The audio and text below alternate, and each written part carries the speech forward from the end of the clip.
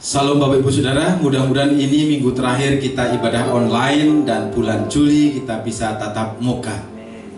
Mari saya undang kita semua bangkit berdiri, kita masuk ke hadirat Tuhan, biarlah kuasanya mengalir atas kita semua. Pertolongan kita adalah dalam nama Tuhan yang menciptakan langit dan bumi, yang memelihara kesetiaan sampai selama-lamanya dan yang tidak pernah meninggalkan pekerjaan tangannya. Kasih karunia dan damai sejahtera dari Bapa dan Tuhan Yesus dalam persekutuan dengan Roh Kudus menyertai saudara sekalian. Amin. Silakan duduk kembali. Shalom Bapak Ibu Saudara-saudari yang dikasihi Tuhan. Selamat datang di ibadah online GIA GLS dan GIA GNR. Mari kita datang ke hadirat Tuhan. Mari kita sembah Dia, kita berikan pujian yang terbaik untuknya. Terima kasih Bapa, terima kasih Tuhan Yesus. Kalau kami masih diberikan kesempatan untuk hidup, kami masih diberikan kesempatan untuk memuji Engkau Tuhan. Kami ingin memberikan pujian yang terbaik Tuhan dari dalam hati kami Bapa. Terima kasih Tuhan Yesus, terima kasih Bapa.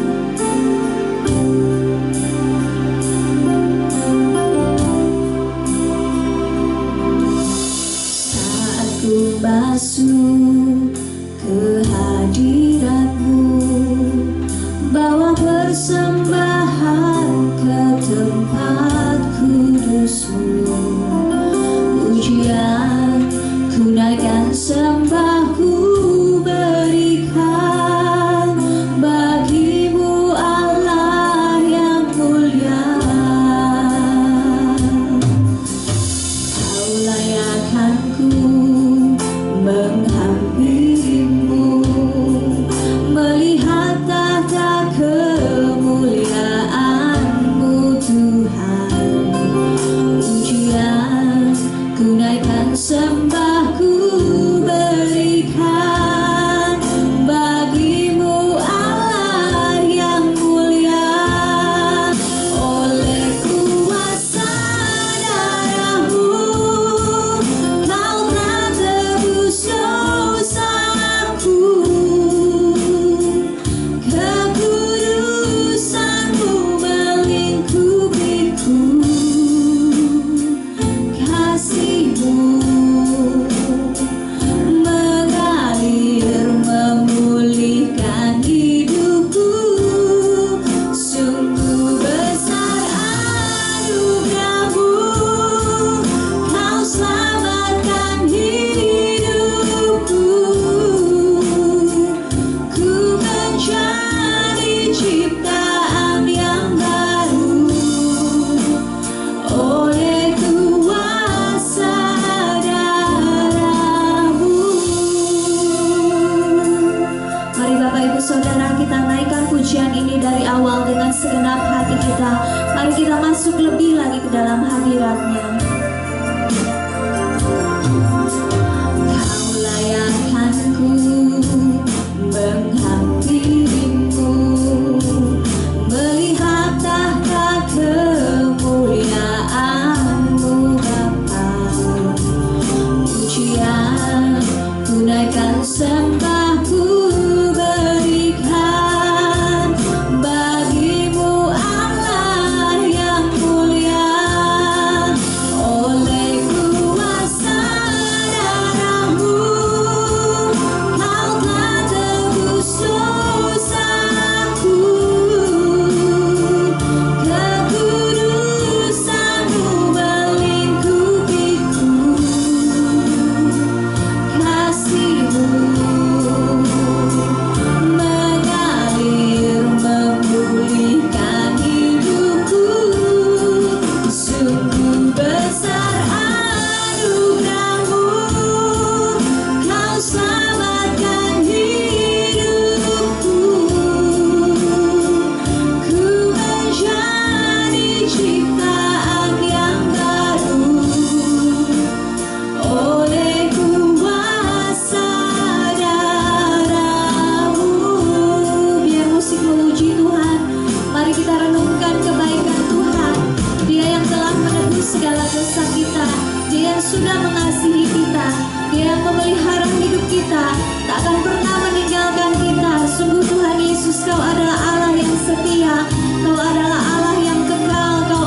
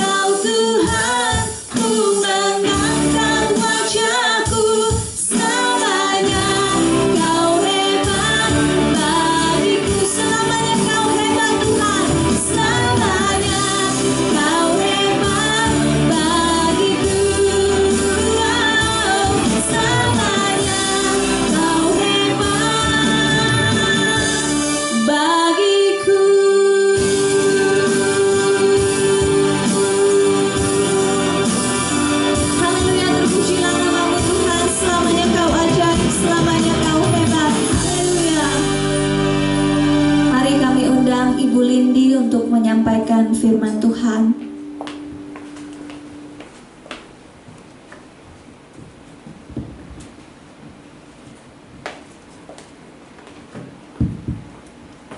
Shalom Bapak Ibu yang saya kasih dalam Tuhan. Siang ini kita akan merenungkan firman Tuhan. Kita akan mau belajar banyak ya.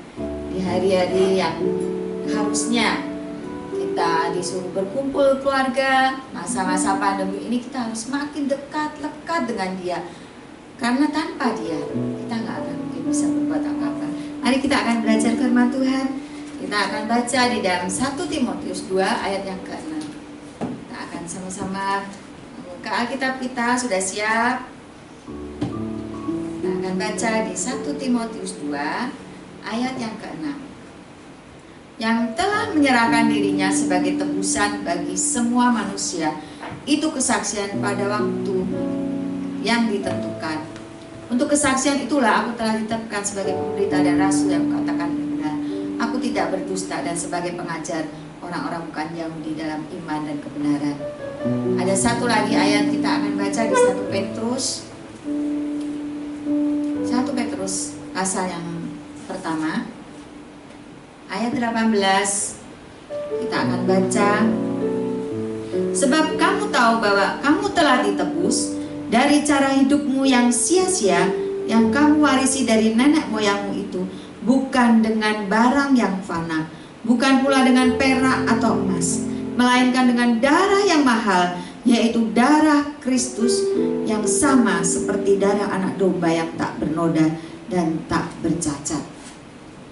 Bapak Ibu jemaat yang dikasihi Tuhan, kalau kita melihat karya penebusan Tuhan di atas kayu salib, kenapa Tuhan harus merelakan dirinya untuk disalib, untuk Dia dicaci maki, dihina, untuk menebus dosa manusia? Kenapa?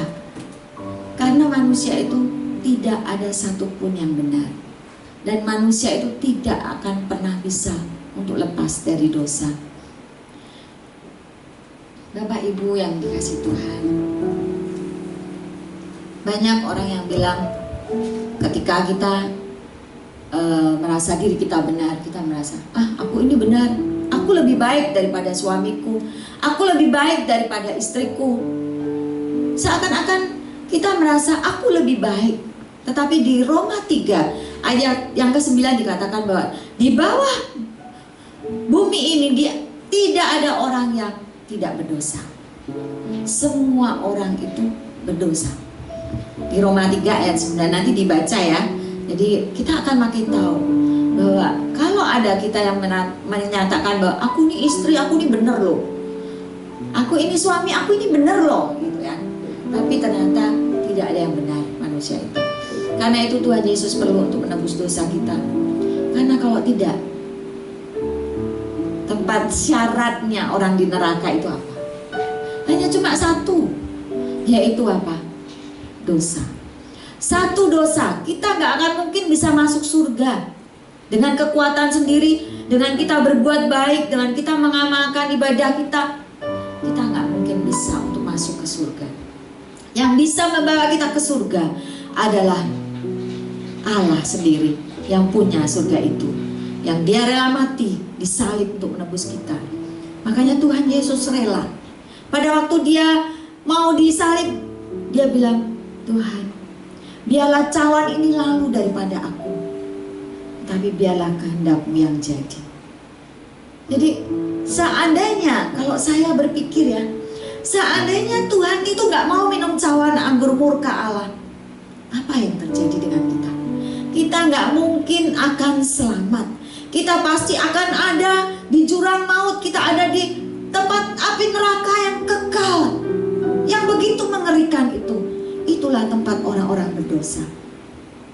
Karena itu Bapak Ibu, saudara-saudara, sedang jemaat yang dikasihi Tuhan, betapa besar kasih Allah itu akan dunia ini, sehingga Dia rela mati menebus kita supaya kita itu selamat. Bapak Ibu yang dikasihi Tuhan, Mungkin secara kasat mata kita suka bilang, aku ini orang benar, hidupku, aku pelayanan, aku dengan keluargaku, aku baik-baik saja. Aku tidak pernah mencuri, aku tidak pernah melakukan hal-hal yang salah. Mungkin benar, kalau hakim di dunia ini itu akan menghakimi orang-orang yang kelihatan salah, yaitu ketika dia mencuri, akhirnya dia dihakimi dan dia masuk penjara.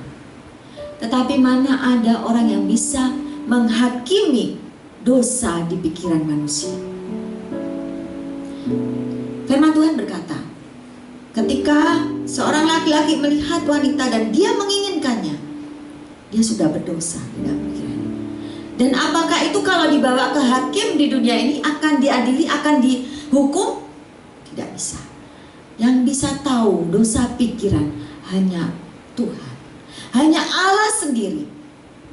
Karena itu Allah mengetahui segala sesuatu, dan kita sudah ditebus karena kasih-Nya. Dan yang kedua, jadi yang pertama tadi, kita ini orang berdosa, gak mungkin kita bisa masuk ke surga kalau bukan Allah yang mati di atas kayu salib untuk menebus kita. Dan yang kedua, di Ibrani 9 ayat 27 mengatakan bahwa manusia ditetapkan untuk mati. Hanya satu kali saja manusia itu mati. Sesudah itu dia dihakimi. Nah, Bapak Ibu Saudara yang dikasihi Tuhan, apakah kita sudah siap? Karena di Ibrani 9 ayat 27 mengatakan bahwa manusia ditetapkan untuk mati. Jadi jangan mengira kita ini enak-enak aja, aku masih muda, aku masih kuat, aku masih bisa punya duit banyak.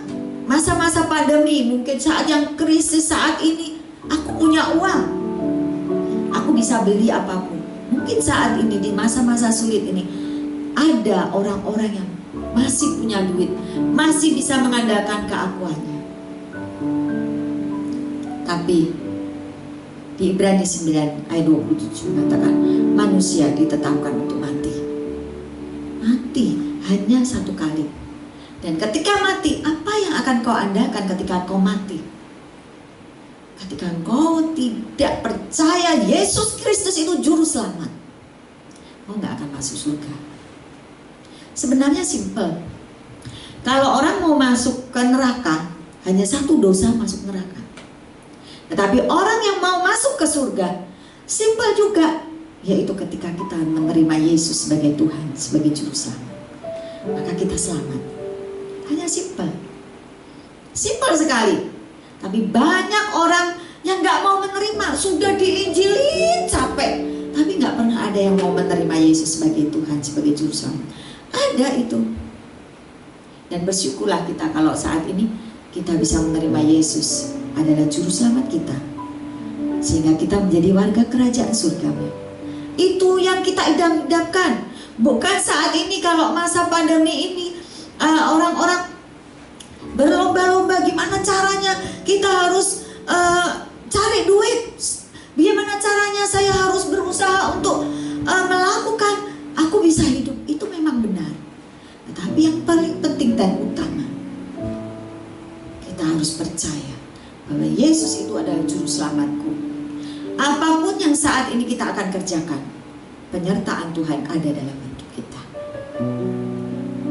Puji Tuhan ya, masa-masa yang sangat sulit ini saya merasakan, saya mau bersaksi bahwa ketika keadaan orang bilang kritis, bahkan sampai gak ada duit pun, saya hanya berdoa, Tuhan, uang saya sudah habis loh Tuhan, saya ini gak punya apa-apa loh Tuhan. Tapi di situ berkat Tuhan selalu ada. Gak tahu caranya gimana, ada aja. Di rumah saya itu gak hanya 3-4 orang, bisa 13 orang di rumah saya. Sampai pada bulan Maret, April, Mei, bayangin berapa bulan ada di rumah, 3 bulan. kita kumpul bersama-sama. Ada adik saya istri dan anaknya yang sedang sakit. Ada adik saya yang cewek datang. Kita semua waktu ketemu itu banyak. Dan gimana caranya? Kalau masa pandemi yang sulit ini, masa-masa sulit, tapi Tuhan luar biasa. Pokoknya kita tidak kekurangan. Makanan itu selalu ada. Bahkan kemarin ada hamba Tuhan yang berkesaksian bahwa kita ini masa pandemi hemat, pokoknya saya hemat-hematnya. Tapi saya bingung, saya malah nggak bisa hemat loh. Semua itu saya harus masak. Nggak cukup 1 kilo. Kita kalau masak bisa sampai 2 kilo beras. Cukup besar buat saya. Tapi itulah Tuhan yang mencukupkan hingga sampai saat ini kita tidak kekurangan. Tuhan Yesus itu luar biasa. Saya membayangkan seandainya kalau saya tidak punya Tuhan, saya nggak mengenal Tuhan Yesus, saya tidak ada penyertaan Tuhan, apa yang terjadi dengan hidup saya? Pasti stres. Kalau kemarin waktu mendapat WA, waduh macam-macam ya kalau pas pandemi ini.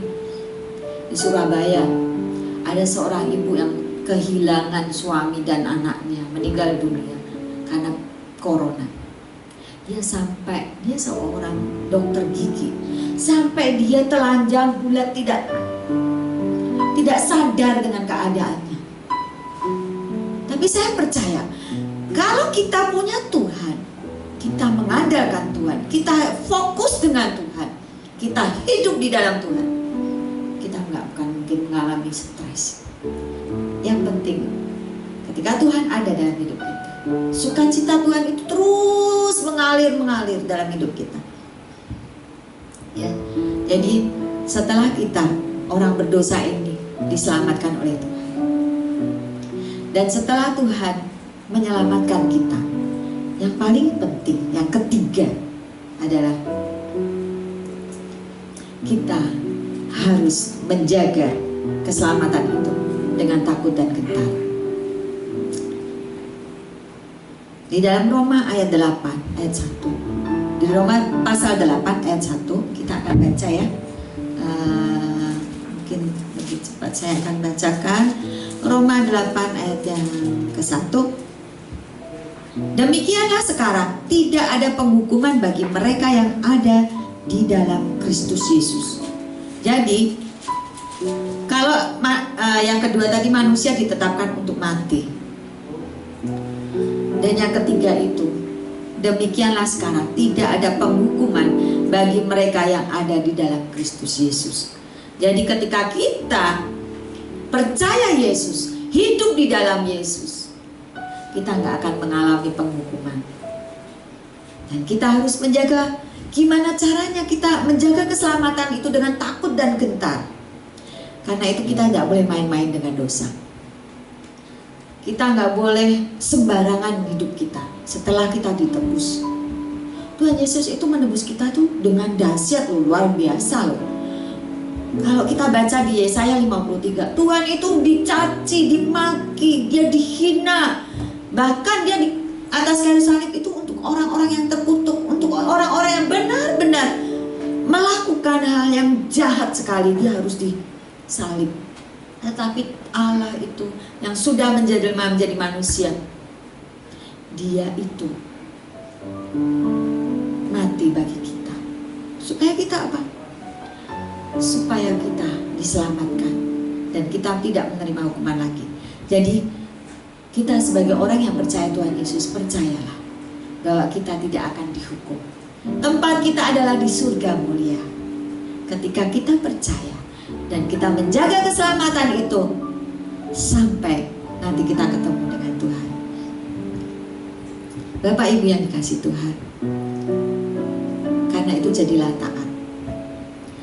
Kita terus baca firman Tuhan, isi pikiran kita dengan firman-firman Tuhan itu, supaya kita nggak bingung. Masa sulit pandemi, kita nggak kesana nggak kesini, tapi kita tetap ngerti suara Tuhan. Tuhan, aku disuruh apa? Tuhan, apa yang harus aku lakukan? Karena saat ini si iblis itu nggak senang dengan orang-orang yang dekat dengan Tuhan. Dia siap mencaplok kita. Dia siap untuk menghabisin kita. Jadi jangan sampai ada celah. Jaga hidupmu, tetap hidup benar, hidup kudus. Walaupun itu sulit, tapi belajar setiap hari. Tuhan, Engkau sudah mengampuni dosaku. Aku percaya Engkau sudah menyelamatkan hidupku. Bapak Ibu yang dikasihi Tuhan, itu firman Tuhan, bahwa korban penebusan yaitu Yesus Kristus itu sudah rela mati bagi kita. Karena itu tetaplah jaga keselamatan kita. Jangan sampai kita lengah. Karena masa-masa sulit ini gak mungkin kita bisa hidup tanpa kekuatan daripada Tuhan. Tuhan Yesus memberkati dalam melalui firman Tuhan ini. Kasih Allah tetap melimpah dalam hidup kita. Kita akan pujikan lagu Ku Telah Mati dan Tinggalkan. Tolong dibantu.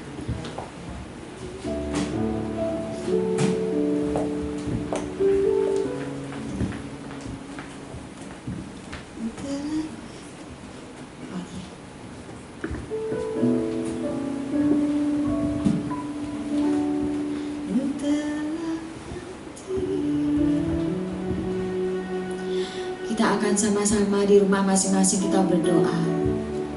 Kita sudah mati dan tinggalkan cara hidup kita yang lama,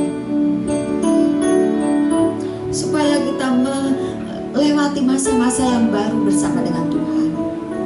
Sesulit apapun saat ini keadaan, penyertaan Tuhan terus tinggal dalam kehidupan kita. Dia tidak pernah akan meninggalkan kita. Tetap percaya. Kita akan mencintai lagu ini, dan masing-masing kita tetap berdoa, berkata, Tuhan, aku sudah hidup baru bersama denganmu.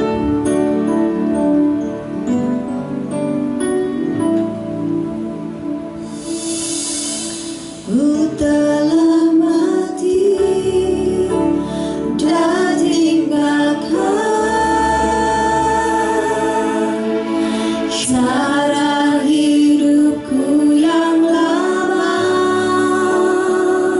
Katakan kepada semuanya, Tuhan, aku sudah tinggalkan semua, Tuhan, dan tak hal-hal yang buruk di dalam hidupku lagi. Aku sudah tinggalkan hidup. Aku buang itu karena itu sampah bagiku, Tuhan. Dan aku mau berjalan bersama denganmu, Tuhan. Ada mesbah-Mu ya Tuhan. Pada siang ini Bapa, carilah padaku biarlah setiap umat-umat-Mu yang ada di rumah mereka masing-masing, yang saat ini mungkin mereka dalam ketakutan. Ku telah mati. Siang ini Kau melawat mereka, Bapa, dan tinggalkan. Turunlah kasih karunia-Mu dalam kehidupan setiap umat-Mu, Bapa, sehingga setiap mereka, Bapa, mengalami perjumpaan dengan Tuhan. Mereka mendapat kekuatan yang baru, bagaikan raja wali yang terbang tinggi bersama dengan Tuhan. Terima kasih Tuhan Yesus.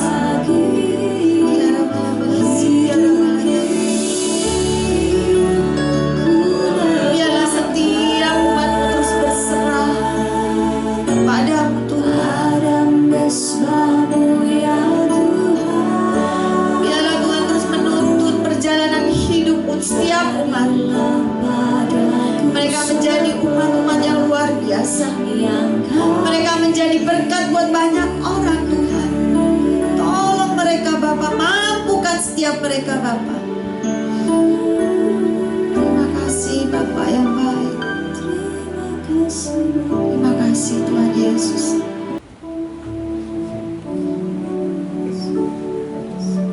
Terima kasih Tuhan. Amin.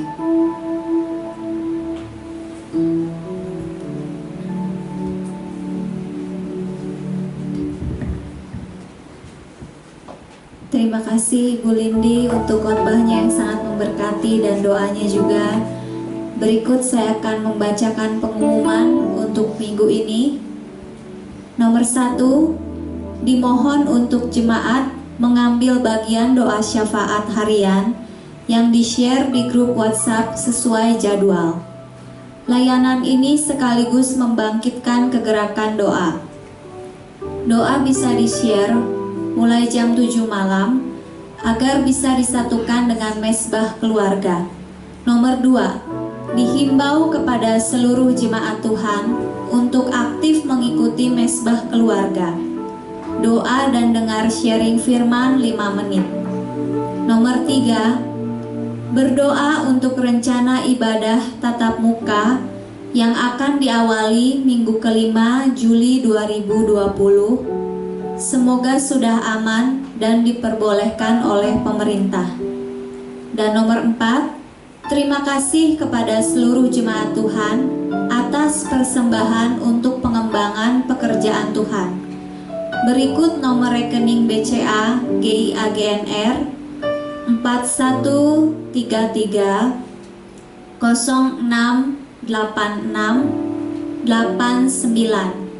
atas nama GIA Kelapa Gading, dan untuk nomor rekening BCA TPI Green Lake Sunter 4133 989989 atas nama GIA Kelapa Gading.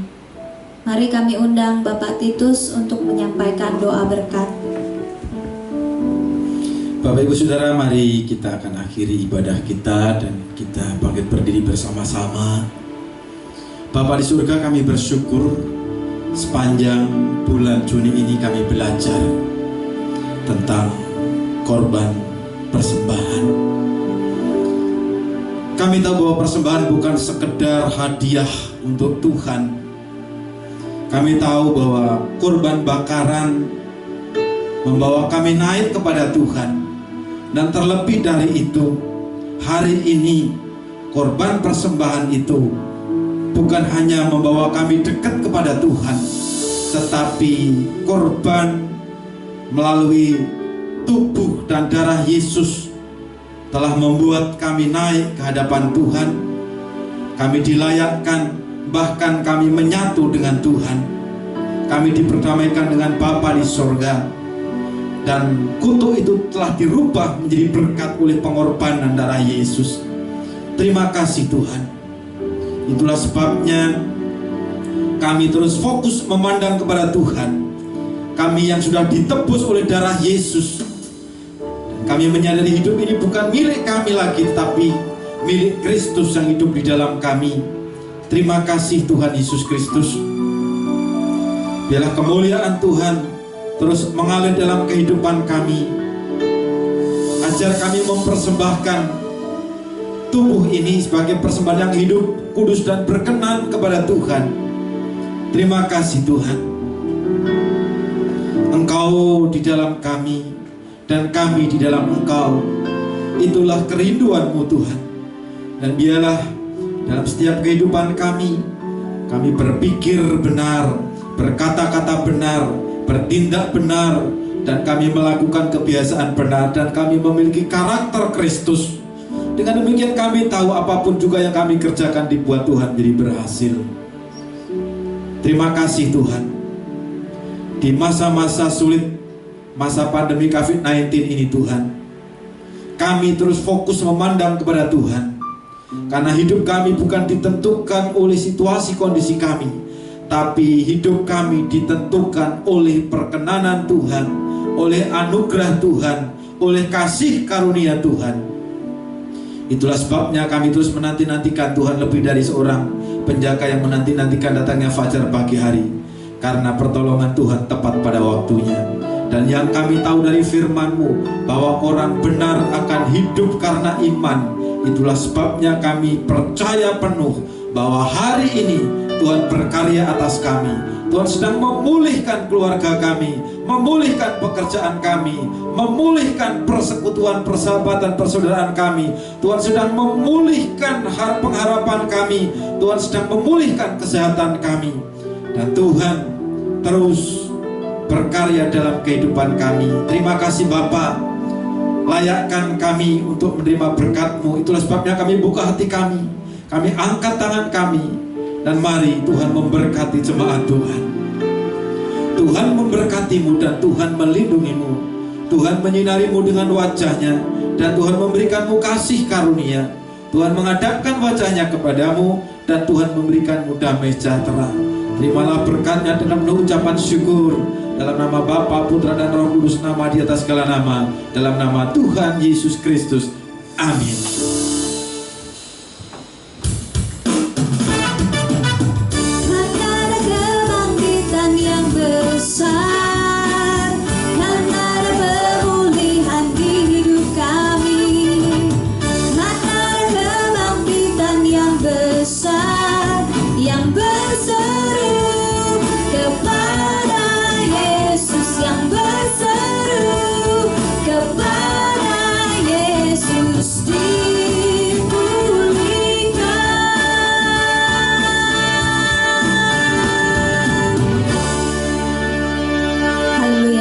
Ibadah telah selesai. Selamat bersaat teduh sejenak Bapak Ibu.